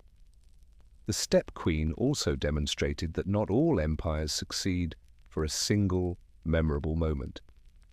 Those who ride with wrath in their hearts may fall to the hoops of warriors.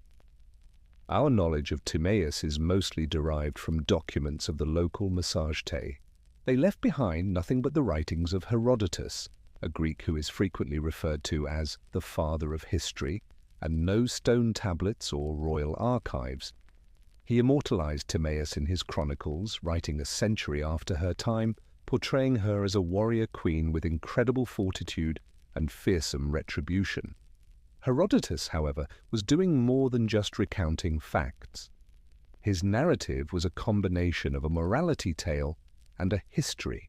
Timaeus symbolized the final reversal of imperial arrogance for him and his Greek audience. Instead of being overthrown by a large army or a competing monarch, Cyrus the Great was overthrown by a lady who battled for her child rather than for fame. Herodotus presented her victory as if it were nearly mythic. He even described her gruesome retaliation, the bloody wineskin, Cyrus's severed head, and her damning words, "Drink your fill." Was it true, though? Historians today argue this point incessantly.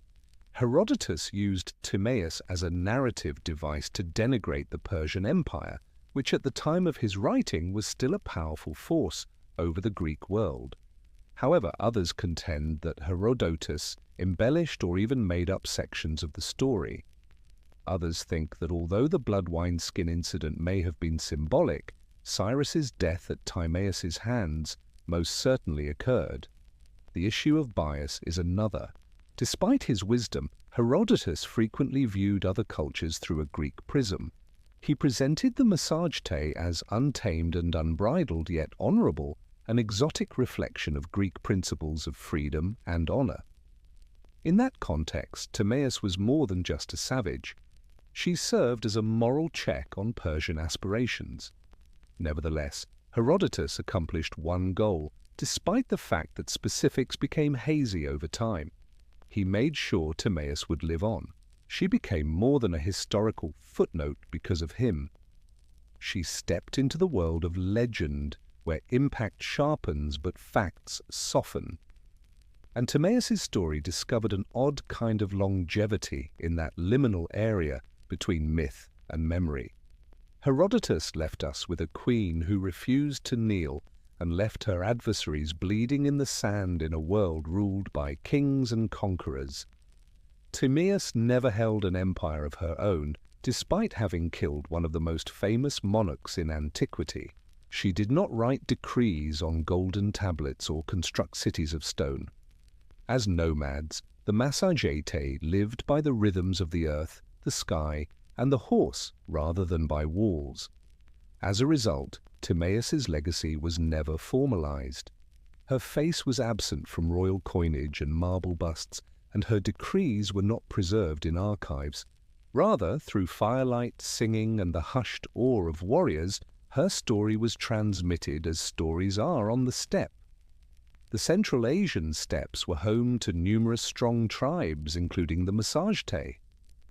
Expert horse archers who roamed the regions between the Caspian Sea and the boundaries of ancient China were their cousins, the Saka, the Dahai, and the Scythians. Because of their mobility, unpredictable nature, and fierce fighting style, these tribes were feared by empires. Although she was a female leader, Timaeus was not the only one. Women had significantly more independence in steppe culture than in many sedentary cultures. Women led, hunted, rode, and fought. Archaeologists have discovered the tombs of female fighters among the Scythians, buried with armor, weapons, and horse gear, proving that the legends of strong steppe queens were real. The apex of such tradition was Timaeus. Respect, tenacity, and pure skill were the sources of her strength rather than her heritage or faith. In an environment where surviving required riding faster, shooting better, and having no fear, she served as a political leader, a military commander, and a unifying force among disparate tribes. However, Timaeus became a sort of phantom queen because the Massagetae left no monuments, and her name only reverberated in the steppe's oral traditions and strangers' writings. She was a warning to the Persian scribes, a marvel to the Greeks, and perhaps a memory passed down via bloodlines and battle songs to her people, a ghost that accompanied them on their rides across the plains. Even while empires come and go in stone, the tales of the steppe endure, and Timaeus, ferocious, heartbroken, and unwavering, became its voice. The empires that previously encompassed the Massagetae grew and fell over the course of centuries. After battling Alexander the Great and constructing Persepolis, Cyrus's successors vanished into the dusty annals of history. However, Timaeus's reputation persisted, not in monarchs' palaces, but in the hearts of people who dared not bow. She evolved into more than just a monarch throughout Central Asia. She came to represent resistance, female strength, and the wild spirit of the steppe. In many respects, Timaeus represented a resistance that was not limited by location. Her narrative did not belong to any empire because she was neither Roman, Greek, or Persian. She was both inspiring and dangerous because of that. Her name, distorted by language but never completely lost, was infrequently referenced by chroniclers in the Islamic world of the Middle Ages. She received plaudits for her justice and retribution in certain stories. Others viewed her as a barbaric queen, a reminder that a woman's authority could be both magnificent and scary. By the time the Renaissance arrived, Herodotus's books had rediscovered her story to European artists. She was shown by painters as triumphantly standing over Cyrus's lifeless body while wearing ornate armor. In one dramatic artwork, she triumphantly lifts his severed head in the air like a trophy, dripping blood. Yes, it was political, but it was also theatrical. The concept of a woman who succeeded rather than merely surviving in a male-dominated world captivated these artists. Timaeus rose to prominence as a nationalist figure in areas such as Kazakhstan, Uzbekistan, and Turkmenistan throughout the 19th and 20th centuries. She was reclaimed by poets and educators as a historical heroine, demonstrating the fiery, proud, and profoundly feminine origins of Central Asian identity. Her name was mentioned in military ceremonies, textbooks, and statues. Through myth and memory, through pride and rebellion, a lady who had once governed with a bow in her hand was riding again. Timaeus continues to be a problem in a society that still struggles with the concept of strong female characters. She was neither meek nor holy. She was firm, cruel when needed, and only kind to those who merited it. The blood of empire on her hands was a crown she wore without apologies. She was resistance in human form. The people who wrote laws, erected monuments, and engraved their names on stone are typically favored by history. None of these were done by Timaeus. Her name endures because she refused to be forgotten, not because she ruled indefinitely, but because she left no kingdom behind, no palace to unearth, and no royal seal to crack. She represents a contrast to how women are frequently remembered in history as forces of fate rather than as companions or incidental characters. Timaeus didn't plead for praise. With fire and blood, she took it. She was not a king's rider. She triumphed when she rode against one. Not just because she killed Cyrus the Great, but because she dared to challenge him. Her narrative is recounted in classrooms across Central Asia and Europe. She had no empire to defend. She was fighting for freedom. A freedom that could not be cleanly depicted on a map, that slept under the stars, that hunted with hawks, and that rode on horseback. Today, her visage appears on coins and textbooks, and sculptures of her rise from Kazakhstan's capital cities. She is seen by contemporary Central Asians as a mother of nations, a connection to a proudly nomadic, pre-Islamic and pre-Soviet past, and a reminder that their identity was forged in the roar of battle and the gallop of horses rather than in surrender, because she taught her that dignity is not granted but rather seized, and that sometimes leadership looks like a mother grieving her son and refusing to let the killer walk away. Timaeus is a beacon in a world still divided by power, gender, and memory. We frequently question why some names endure while others disappear. At a time when women were supposed to vanish into men's tents, Timaeus stood tall, blade in hand, rage in her heart, and etched her story into the annals of history, which is why she lived. There, amid the whispering winds of the steppe, a queen still gallops, unbroken, undefeated, and completely unforgettable. Empires fall, statues crumble, but legends ride.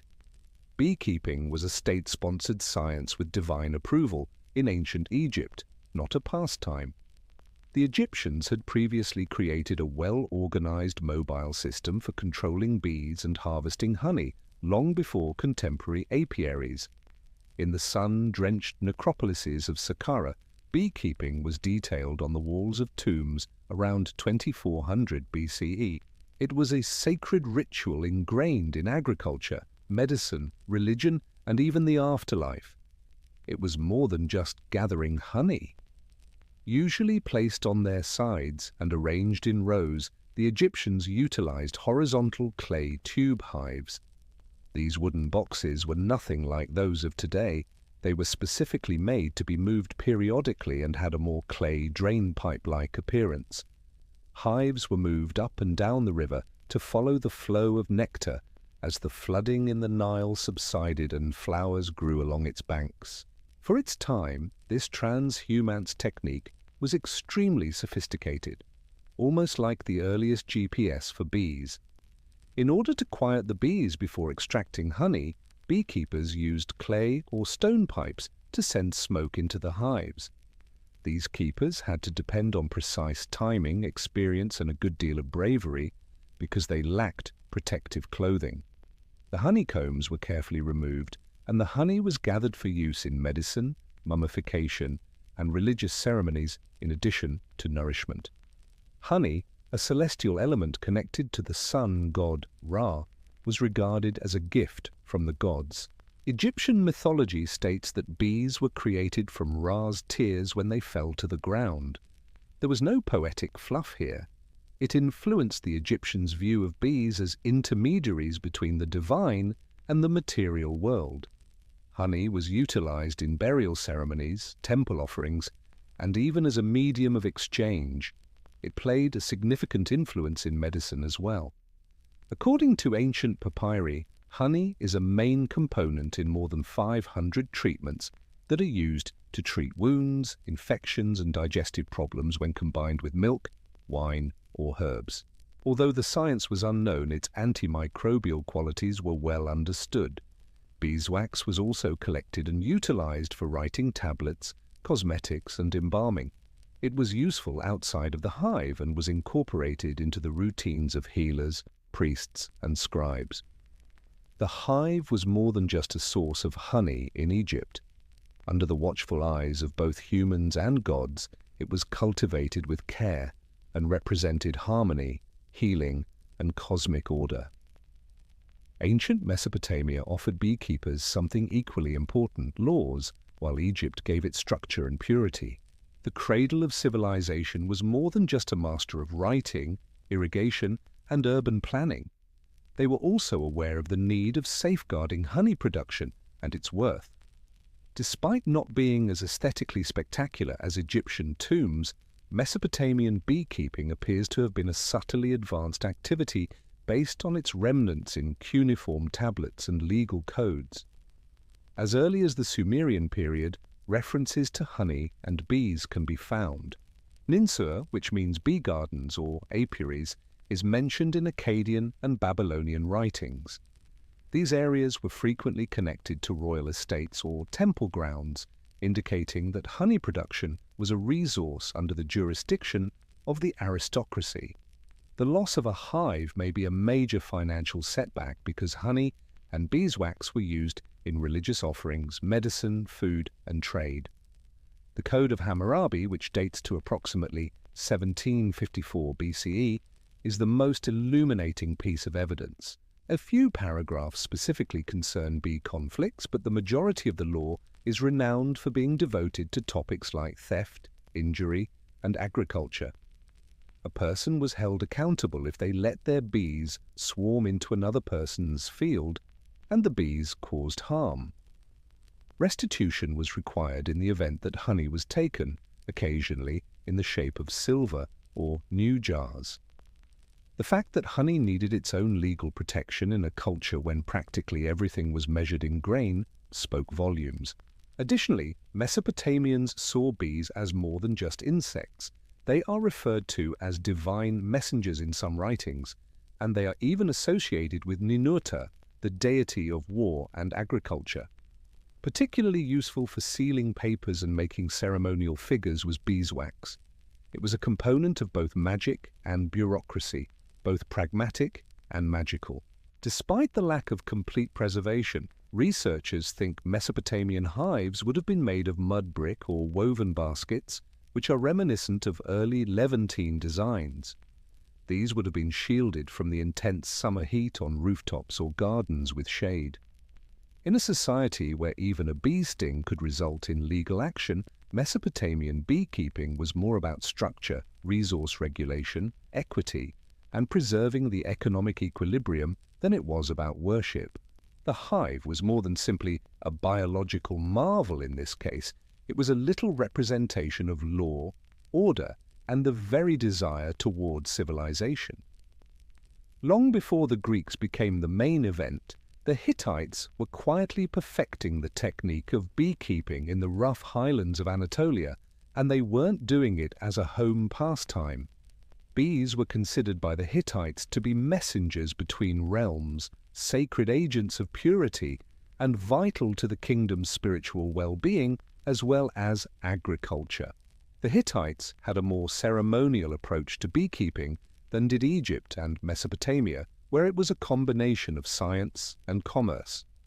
Bees are described as active participants in cleansing rituals as well as producers of honey in religious texts from the 14th and 13th centuries BCE. A well-known Hittite ritual book, tells of a ceremony where a bee is called upon to go and take away the god's wrath, evil, and filth. Then, in a rare display of mercy in ancient rituals, the bee is freed rather than murdered, indicating a great regard for the creature.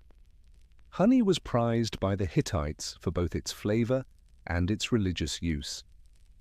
It was frequently mixed with wine, milk, or grain, and used in libations, sacrificial offerings, and anointing ceremonies. In addition to being eaten, honey was poured, burned, and blessed. It acted as a conduit between divine reception and human intention. Evidence points to the use of clay or weaving hives by the Hittites, which were probably kept in covered enclosures close to temples or royal homes. Despite the paucity of archaeological evidence, similarities to nearby Levantine and Syrian customs suggest that these hives were portable tubes, perhaps constructed of mud and straw, and were stacked and run similarly to those in Egypt. In the Hittite civilization, beekeepers were probably governed by temples, and their activities were closely linked to state rites and seasonal celebrations. Honey was used for spiritual purification, healing, and diplomacy. It was not just a commodity. Despite its little size, the bee carried symbolic significance that was far greater than its actual size.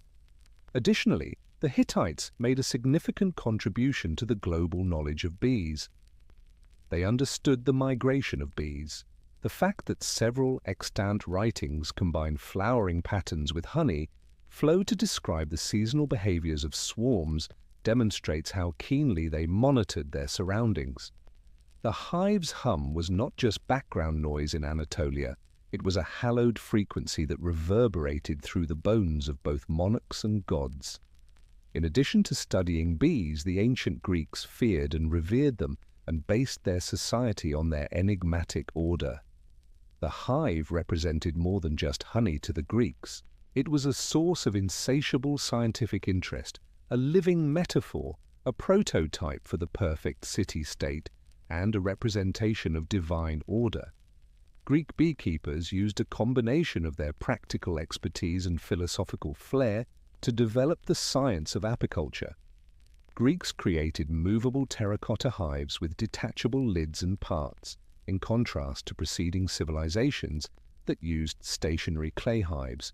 This was a first step toward sustainable harvesting, since it made it simpler to reach the honeycomb without harming the colony. They were also experts at controlling smoke. Before extracting honey, they would sedate the bees by blowing smoke into the hive entrance using clay smokers and ceramic bellows. This invention allowed for several harvests each season while reducing stings and maintaining the structure of the hive. Aristotle, one of the most important thinkers in Greek history, conducted an incredibly thorough investigation of bees. He explained hive behavior in his Historia Animalium, pointing out that bees seemed to play specific duties.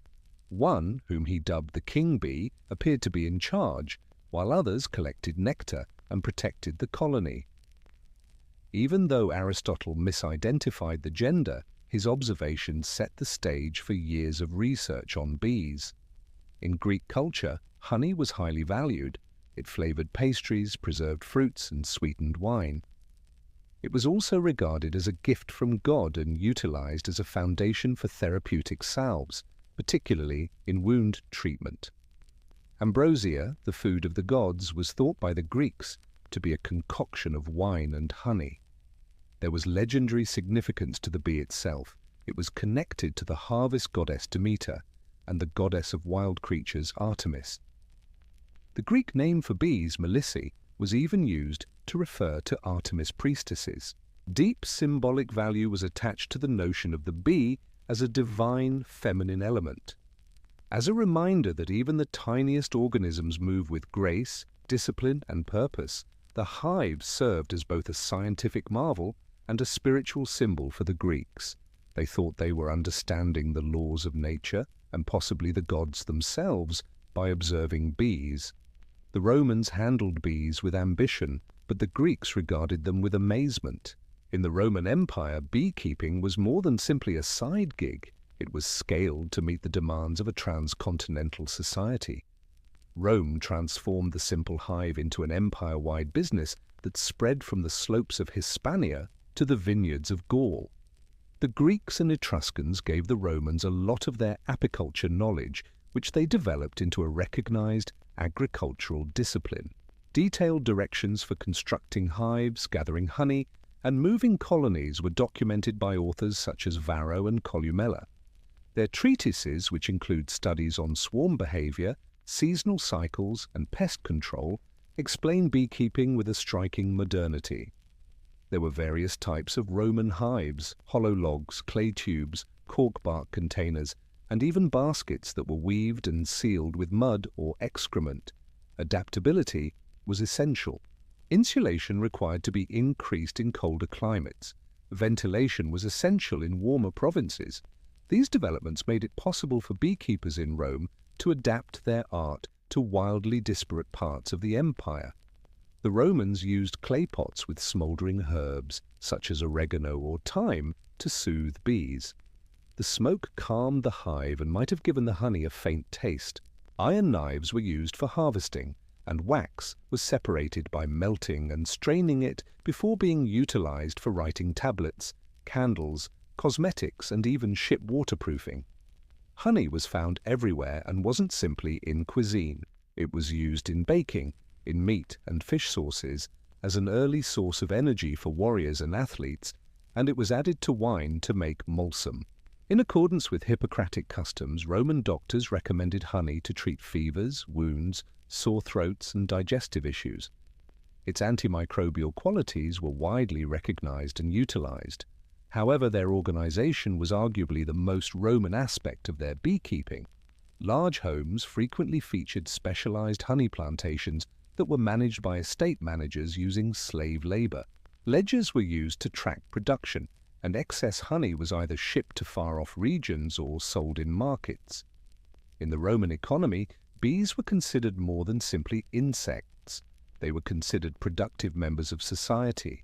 For the Romans, an orderly, submissive, and perpetually productive hive was a reflection of a well-run home. Ancient societies kept bees for their honey and wax, but many also believed that the hive was a portal to the divine. Bees, which buzzed between worlds, sent messages from gods and offered precious gifts like honey that connected the natural and supernatural worlds, were more than just insects in Egypt, Greece, Mesopotamia, and beyond. Bees were closely associated with divine creation in Egypt. According to mythology, the sun god Ra released tears that transformed into bees when they came into contact with the ground, as was previously reported. In order to appease the gods and accompany the deceased into the afterlife, honey was offered in temples. The bee also came to represent royalty. Lower Egyptian pharaohs were referred to as he of the sedge and the bee, which linked their power to the hive's cosmic equilibrium. The bee has strong feminine connotation in Greece. Melissae, or bees, were the names given to the priestesses of the fertility and forest goddesses Demeter and Artemis. These ladies were seen as conduits between the worlds of the gods and the mortals. Some people thought that bee priestesses were originally in charge of the Oracle of Delphi, one of the most significant religious hubs in antiquity. The renowned Delphic prophetess Pythia was also referred to as the Delphic bee at times. The hive itself was frequently regarded as a microcosm of discipline, selflessness, and productivity. Mystics and philosophers likened bee society to the ideal human society, which is reverent, cooperative, and hardworking. Because of their innate feeling of responsibility, bees were respected by the Stoics. Because bees produce yet do not lust, early Christians would eventually use the bee as a symbol of virginity and resurrection. Bees were used in ceremonial purification in Mesopotamian magical systems. According to certain Hittite rituals, a live bee that literally carried sin away on its tiny wings after absorbing the community's impurities was released. Wax and honey were incorporated into magical writings for healing and blessings, burned in holy fires, and used to make protective amulets. There was more to the bee than just a metaphor. It was a bridge, a monster that produced golden food without killing, lived in the secret places of nature, and only stung to defend itself. Ancient peoples considered bees to be mysterious as well as miraculous. Honey was considered divine medicine in the ancient world, in addition to being sweet. People intuitively understood that honey could heal wounds, relieve coughs, and protect the body long before microorganisms were identified. Although it frequently felt like magic, it wasn't. Centuries before its formal explanation, it was chemistry. Honey was a key component of ancient Egyptian healing. More than 500 prescriptions for honey can be found in medical papyri, such as the Ebers papyrus, which dates to around 1550 BCE. To treat everything from eye infections to stomach issues, it was used with milk, figs, garlic, and herbs. It was used as a salve for cuts and burns when combined with animal fat or resin. Due to honey's natural acidity and hydrogen peroxide concentration, doctors were aware that wounds treated with honey healed more quickly and resisted infection. The Greeks did the same. The father of modern medicine, Hippocrates, recommended honey to treat weariness, ulcers, and respiratory issues. He made oxymel, a tonic that helps clear phlegm and lower fevers, by combining vinegar and honey. During Olympic preparation, Greek athletes believed that honeyed water regenerated strength more quickly than wine or water alone, therefore they drank it to increase stamina. In India, honey, or madhu, was highly valued in the Ayurvedic system. Taste, source, and therapeutic potency were used to categorize it. Ayurvedic writings recommended honey as a remedy for wounds, colds, indigestion, and even poison, but cautioned against heating it too much. Additionally, it was offered to gods, utilized in religious ceremonies, and ingested during holy fasts for both physical and spiritual purification. The Romans also thought honey had therapeutic properties. In his Natural History, Pliny the Elder listed dozens of honey-based treatments. In addition to being used to cure the injured after combat, it served as a foundation for ointments, gargles, and laxatives. As a sedative, honey and poppy juice were administered. It was always available to Roman surgeons to treat wounds and lessen inflammation. Additionally, beeswax was used in medicine as a foundation for dental fillings, plasters, and balms. It was perfect for sealing and preservation because of its pliable nature and resistance to deterioration. To put it briefly, honey was more than just sweet in the ancient world. It saved lives, it represented purity, preserved the deceased, and cured the ill. Delivered by bee wings, it was the pharmacy of the gods.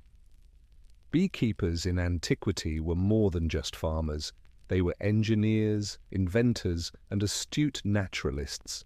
Across civilizations, they created specialized equipment and techniques that enabled humans to sustainably extract honey, efficiently maintain bee colonies, and even defend themselves against the protective stings of the bees. The hive's actual design was among the most significant innovations. The use of horizontal cylindrical clay hives, basically big terracotta tubes arranged in rows, was made famous by the Egyptians. These hives resembled the natural cavities where bees flourished and were portable and long-lasting. The Greeks and Romans also utilized woven basket hives and ceramic hives, some of which had lids that could be removed to reveal honeycombs without damaging the colony. Modern sustainable apiculture was made possible by the groundbreaking discovery that it was possible to examine and gather bees without killing them. Ancient beekeepers used smoke to calm the bees so they could safely extract honey. The Greeks created clay bellows and smokers that were intended to direct smoke into the entrance of the hive. The smoke reduced the hostility of guard bees by masking their warning hormones. The Romans improved this by burning aromatic herbs like oregano or thyme, which calmed the bees and might have added delicate aromas to the honey. Harvesting implements were diverse. Carefully, combs were sliced using bronze or wood cutters. Occasionally, liquid honey was extracted by pressing honeycombs, and wax was melted and sifted for later use. In order to prevent stings, beekeepers frequently wore little protection and relied on skill and cautious approach. Gloves and suits were thousands of years ago. Beekeepers also kept a close eye on bee behavior, according to ancient literature. They were aware of seasonal trends, swarm cycles, and the significance of relocating hives to maximize nectar harvest. Similar to contemporary migratory beekeeping, some societies engaged in transhumance, moving hives to follow the bloom of flowering plants. Furthermore, storing honey was an essential part of beekeeping in antiquity. To keep honey safe from moisture and deterioration, the Egyptians kept it in sealed ceramic jars. It was commonly known that honey had an extraordinary shelf life. It could be preserved in tombs for generations. Even the human-bee relationship was carefully controlled. In order to ensure collaboration and prevent bad luck, rituals were carried out to please bee spirits or gods. In order to keep a fruitful hive, this spiritual care was just as important as the physical equipment. All things considered, ancient beekeeping included natural science, craftsmanship, and respect. The instruments and methods they created laid the groundwork for contemporary apiculture.